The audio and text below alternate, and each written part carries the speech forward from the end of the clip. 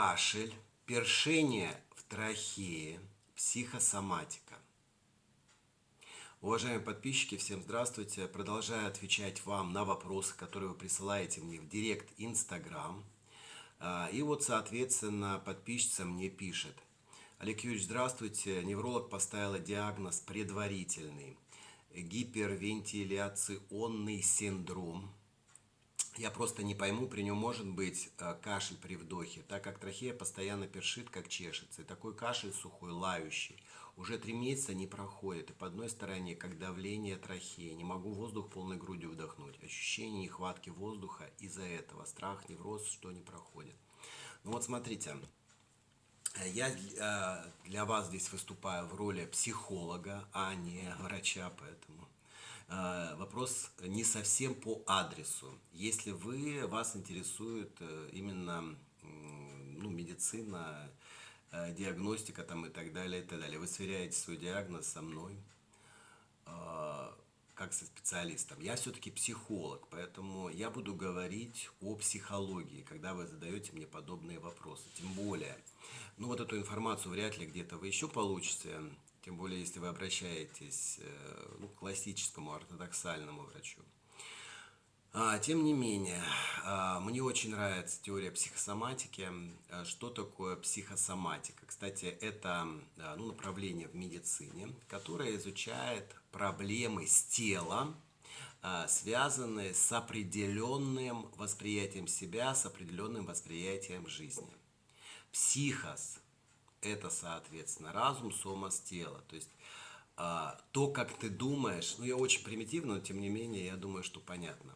То, как ты думаешь, соответственно, определяет состояние твоего организма. Есть такая самая известная, самая распространенная конверсионная модель. То есть, если какая-то ситуация не разрешается, и она тяжела для психики человека, для его эмоционального состояния, то тогда возникает следующий такой, скажем так, защитный механизм. Пусть лучше страдает тело. Вот когда ко мне приходят клиенты с симптоматикой ВСД, именно об этом мы говорим. Я постоянно в своих видео рассказываю об этом. То есть мы наполняем симптомы ВСД смыслом. Не просто смыслом, непонятно откуда взятым и так далее, а именно мы рассматриваем симптомы при таких проблемах, как вегетососудистая дистония, невроз, депрессия, с точки зрения той системы, к которой человек принадлежит. И очень часто, я в своих видео об этом неоднократно говорил, если вы, будучи ребенком, взяли на себя определенные проблемы родителей, занимаете недолжное место по отношению к родителям, то есть нарушаются уровни иерархии, то очень часто вы создаете те или иные проблемы в своей жизни, в том числе и проблемы с организмом, бессознательно. Конечно, это бессознательно происходит. Для того, чтобы переключить свое внимание с тех моментов, с тех ситуаций, тех событий, которые вы не можете разрешить. И, кстати, еще один очень важный аспект. Чаще всего, насколько я помню, глубинная причина или та причина, которая запускает процесс психосоматики, располагается за 3-4 года до возникновения первых симптомов. Это вот азы. Кстати, еще очень важный аспект. Наверняка мои коллеги, кто там еще здесь присутствует, может быть, кто-то с медицинским образованием, слышали о 7 священных коровах в психосоматике. В данном случае подписчица говорит о проблемах с дыханием. То же самое относится к проблемам желудочно-кишечного тракта, проблемам кожных покровов, что там еще у нас, гипертензия и так далее, то есть повышенное давление и так далее.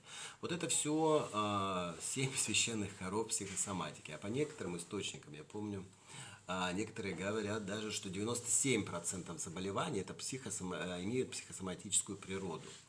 К примеру, даже если вы режетесь или там, спотыкаетесь, травмируете себя, это бессознательное якобы наказание.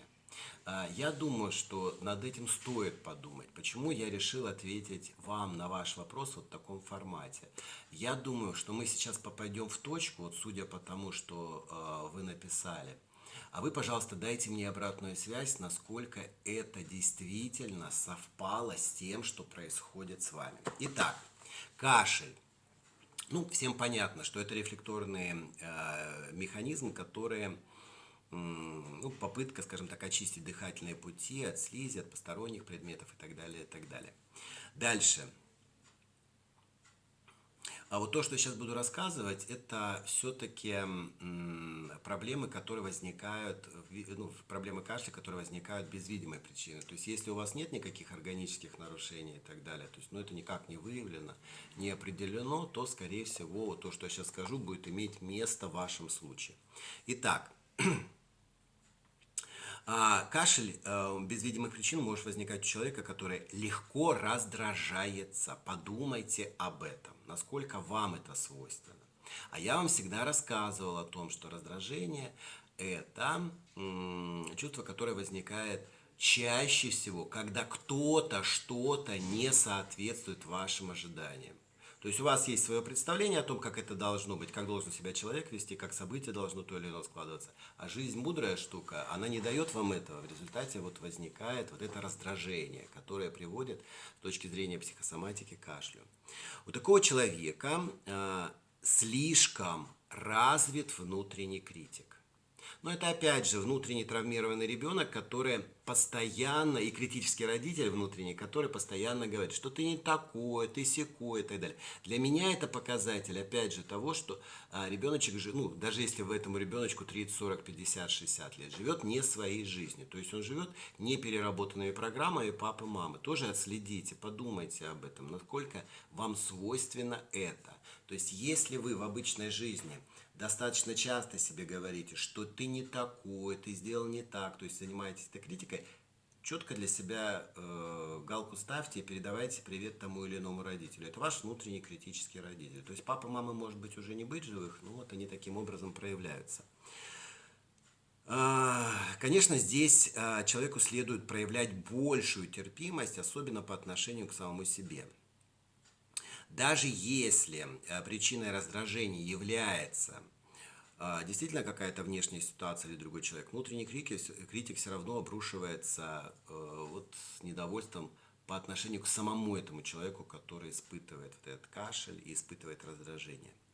То есть каждый раз, когда возникает это состояние, начинается кашель, постарайтесь остановиться, как только приходите в себя, и проанализировать то, что творится у вас в голове.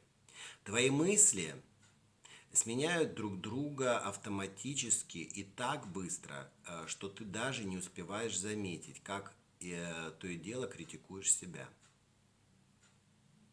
Эта критика мешает тебе жить полезной жизнью так, как тебе хочется. Запомни, ты не такой, каким себе кажется. Ты гораздо лучше. Осознав внутреннее раздражение, стань более терпеливым по отношению к себе. Относись к себе так, как ты бы хотел, чтобы к тебе относились другие. Вот, пожалуйста, подумайте об этом. Я воспользовался информацией из простейшей книги. Называется книга «Твое тело говорит» или «Люби себя» Лиз Бурбо. Почему я к ней обратился, а не к какому-то более сложному издательству? Ну, здесь на простом обывательском языке рассказывается о психосоматике, о метапричинах тех или иных проблем с телом. Так что можете воспользоваться ею, расширить свои представления. И, насколько я помню, там даже есть какие-то рекомендации, которые вы даете. Если хотите получить аффирмации, это устойчивое положительное выражение, то да, лучше обращаться, наверное, к Луизе Хей.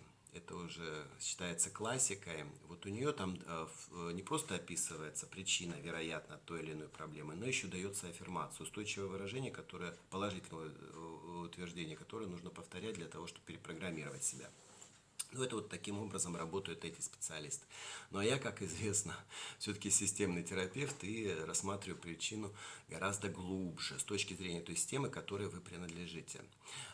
Тем, кому понравилась эта информация, пишите обязательно лайки, ставьте комментарии, так, чтобы эту информацию увидело как можно больше людей. Напоминаю вам, что я оказываю помощь, консультирую очно и онлайн.